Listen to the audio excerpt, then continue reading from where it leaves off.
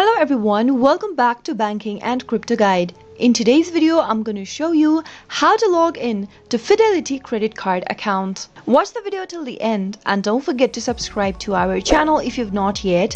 Press the notification bell icon so that you'll never miss another upcoming upload from us. To log into your Fidelity credit card, first, open up a web browser of your choice. In the web address bar at the top, type in www.fidelityrewards.com and press enter on your keyboard. Once you're inside the official site of Fidelity, go ahead and click one of the options over here to log into your credit card. You can either choose login at fidelity.com or log into my account option. I'm going to choose this login to my account. And on the next page, you'll need to go ahead and enter your information. Go ahead and type in your personal ID in the first text box. After you are done, click continue. Now, answer your ID sealed question in the text box.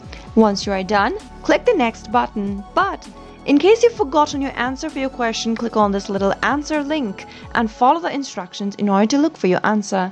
After typing in your credential, click the next button and you'll be logged into your fidelityrewards.com account. Simply choose the credit card option in order to access your credit card.